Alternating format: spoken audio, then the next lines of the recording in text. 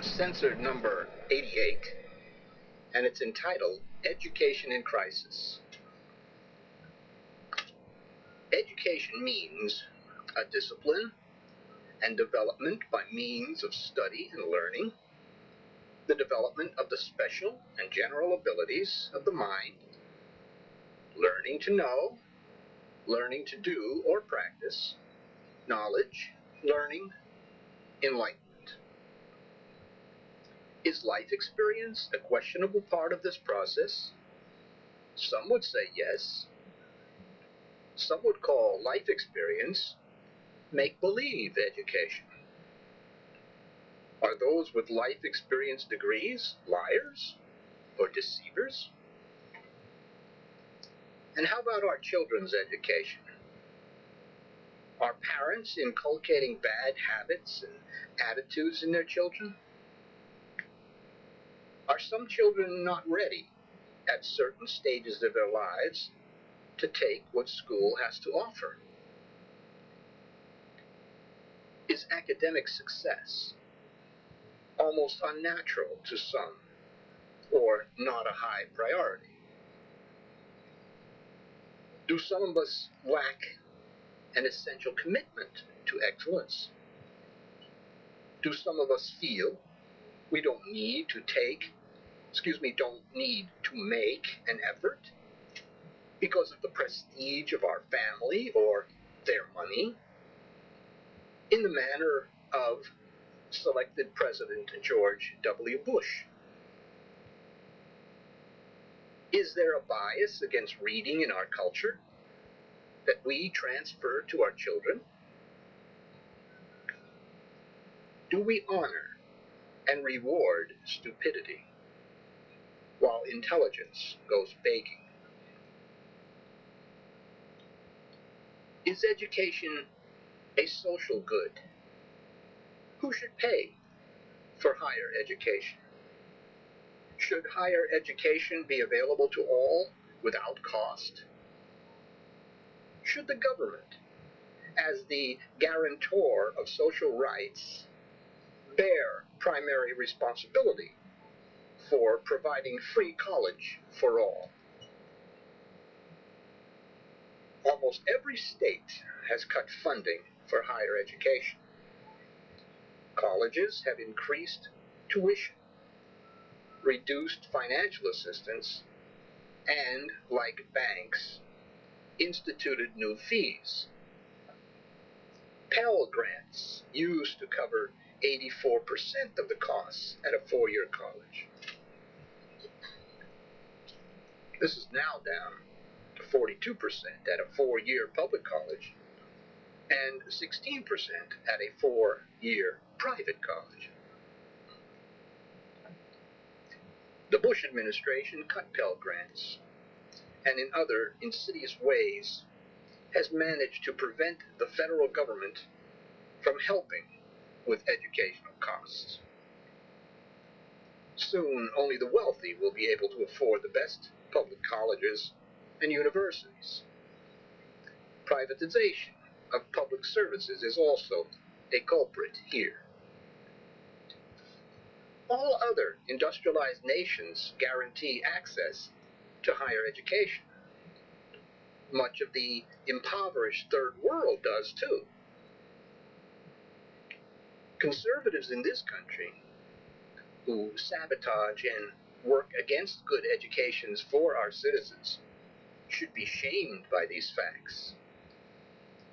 But those without a conscience have no shame. People like George W. Bush don't regard higher education as a right. They regard higher education as the exclusive province of the elites. The conservative agenda wants to destroy the public school system. Vouchers are the latest conservative gimmick to divest the public school system of money. Vouchers would divert public money to private schools. Conservatives have never met a privatization scheme they didn't like. They have a fetish for privatization, and they hate teachers and their unions. Vouchers are a direct attack on teacher unions. They want to end government involvement in public education. We need not go into the why of their motivations at this time, but it's clear that vouchers are a Republican strategy to take down public education and the unions. Conservatives have wrapped vouchers in the mantle of concern for poor African Americans and Latinos.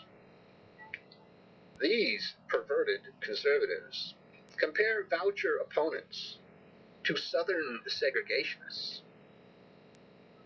It was conservatives of all stripes who were and still are segregationists. Conservatives look on vouchers as a way to downsize government services. They have politicized education. Over $50 billion is spent yearly on schooling kindergarten through grade 12. And this money is coveted by the elites who seek to privatize education and turn more control over to more elites. Why doesn't this seem wrong to most of us? Our corporate culture drives the point home that to get ahead, we need a good education. We need a marketable degree, a degree enhanced by the faculty's reputation for scholarship. It is drummed into us that if we attend a high-priced university, it's much better for us than if we went to a cheaper school. Social class identification. But what of education itself? What about the fact that many institutions are more concerned about social status than about students? The primary work of the university is teaching and research, and the product is the curriculum. A university's reputation is established by a steady flow of money from government, corporations, alumni, and foundations. Welfare. In our perverted culture, a degree from an elite college is worth more socially at a dinner party and more economically in the marketplace than the same degree and the same number of credits from a city, public, open admissions university. Education of the student is not part of this equation. Eminence in the institution is achieved by faculty scholarship. Private universities endow their students with social class.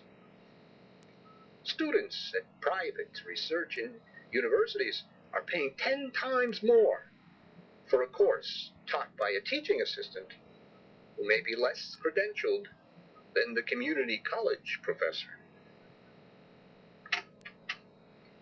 Higher education is a testament to America's belief in the equal right to become unequal. College courses aren't designed to benefit students. Not all college courses contribute to the intellectual growth of students. Robert J. Samuelson said, "Higher education is hugely wasteful."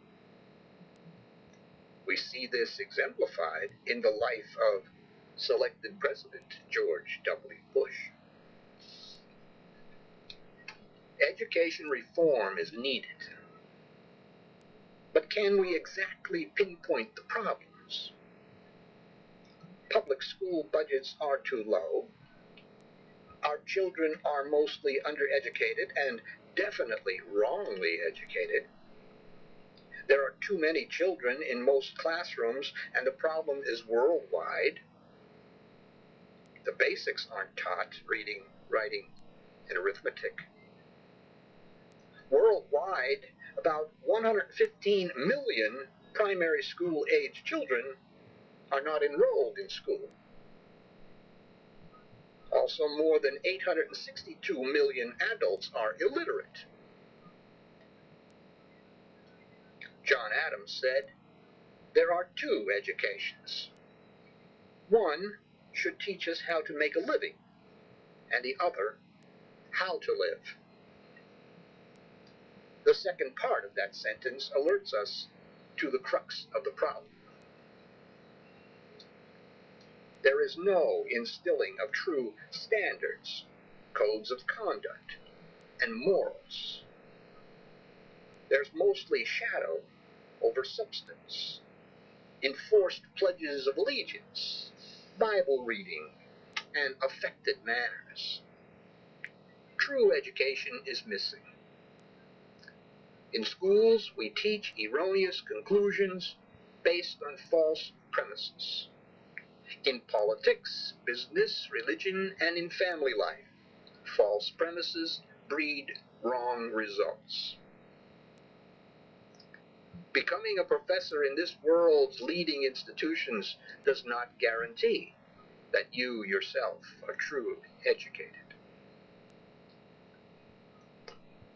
Wisdom means to become a skillful learner. Gaining an education requires structure and discipline. But does that necessarily mean it has to be obtained at an institution, college, or university? Can these structures produce free-thinking individuals who can reason and think? Can these institutional structures impart true and functional knowledge? No, they can't. And they haven't been. Our screwed-up world testifies to this. Our modern form of education fails to produce good behavior in our children, and it can't impart a reasonable standard of education. There's a vast disparity between educational advancements and social ills. All our knowledge has failed to solve humanity's basic problems. Nations that lead the world in higher education are also the most violent. What a paradox. Our educational system can't solve basic human problems or do away with evil. It seems that our higher educational system can only produce morons like selected President George W. Bush. It can produce an alcoholic, a corrupt businessman, a religious hypocrite, and a liar, and then socially reward him. Our educational system is turning out more criminally inclined boys and youths than the courts can deal with. These kids lack a conscience and a moral compass. Is it a lack of discipline? We know that there's a link between antisocial behavior and a short attention span. Many people use neurofeedback techniques or drugs to try and solve this problem. But these don't deal with the cause of the problem. Child development experts say that from infancy to about age 6 are a child's most formative years. This is when the child's personality, character, and intelligence, in many ways, are set for life. About 80% of these abilities are developed by age 8. That makes parents the most important teachers in a child's life. But how can this be accomplished if the child spends its day at daycare? What kind of influence can a father have if he's at work all day? How does George W. Bush sleep at night knowing how he squandered his chances at obtaining an education. How does he avoid facing his hypocrisy? Therefore, to him that knoweth to do good, and doeth it not, to him it is a sin. James 4, verse 17. George W. Bush never learned to listen and to pay attention. That's how one receives knowledge. But G.W. Bush gloats in his arrogant ignorance. He obviously did this as a child, at home, school, and college. These mental deficits remain with him today. Our problems with education are more than a bad curriculum or lack of discipline. Some states allow right-wing conservative Christians to edit textbooks. Other states allow their textbooks to be dumbed down for easy consumption. Counterfeit Christians claim that all of society's ills are with us because liberals and atheists have taken God out of schools. But if this is true, then how can the incompetent, corrupt, and elitist protecting George W. Bush administration be explained? Aren't they all filled with religion and are products of higher education? Another problem with our educational system is that not all pupils flourish in the system. Some pupils are not ready to avail themselves of the educational opportunities offered them. Some students may squander their educational opportunities and at a later date come to know this and resort to self-education, which usually proves more comprehensive and useful than the systemic, structured form. Our present educational system is in need of overhauling. The way we award higher education degrees does not guarantee that those who receive those degrees are truly educated, smart, or even have common sense. And then there's the cost of higher education. Obviously, in most instances, the education wasn't worth the price. Can the computer help? Can the computer cut educational costs? It's obvious that the computer can help the self-starter who is disciplined and committed. But what about that prestige thing? What is an online degree worth? Whatever the answers are, only a fool would defend the present system of education. Change is needed.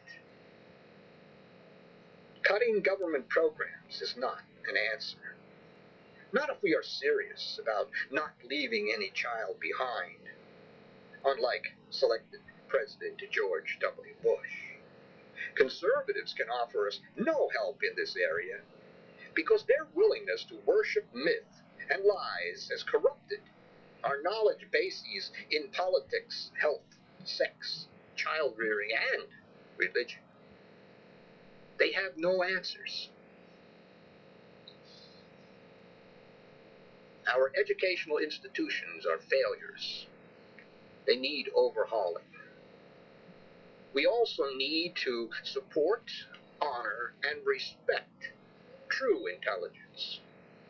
We don't do this when we allow those who shun reading, get C's in college, and despise learning to ease into success by way of influence and privilege. We shouldn't allow those who hate education to make a calculated political show of it by reading to a second-grade class. As long as we continue to reward the arrogantly ignorant, our society is doomed.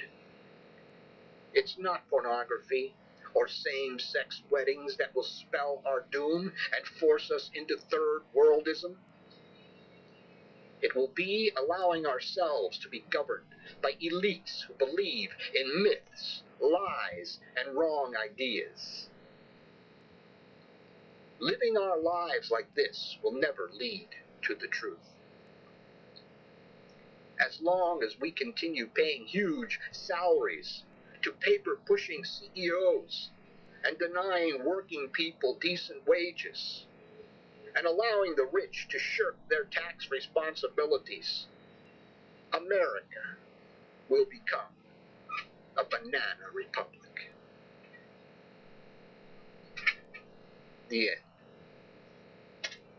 Hi, this is William Morrow. Are you one of those people who join a health club, and after they have your big, overpriced annual membership, you notice that you're on your own with little or no results even after all the promises? Then the website Personal Trainer is for you. Thank you very much, William H. Morrow III. So you lost another argument with a conservative, right-wing Republican. He talked over you. He screamed and yelled. He brought out the Bible. He thumped it. He quoted scripture to you. You were lost because you came at him with facts. Nothing but facts. And you expected that would make you look good. That would make you win the argument, but it didn't. You know why you lost the argument? You know why you're going to lose your next argument? Because you don't read Censored. Censored, the 30-year-old newsletter that shows you how to defeat a conservative. Read Censored, and you'll have all the ammunition you need. Every time you get into an argument with a right-wing conservative, so-called Christian. Censored, that's all you need. Read it, and defeat a conservative. Greetings, listeners. Let me speak to you for a moment about the foundation of our entire organization, Newsletters Censored. It was founded by our mentor, the Reverend Dr. William J. Eisenman, in 1977. It discusses the 5 taboos of American life: politics, religion, health, human sexuality, and child rearing. You won't find anything like this in the mainstream media and the press. It reveals the kind of truth that most people are afraid to hear. Can you handle it? We are living in the end times, so in order to defeat a conservative and save America, you need Newsletter Censored. Go to www.newslettercensored.com, click on the printable order form page, and with your gift to support this work, get your free annual subscription. This is James P. Madonna of Megalife 21, the hardest hitting internet talk radio station on the planet.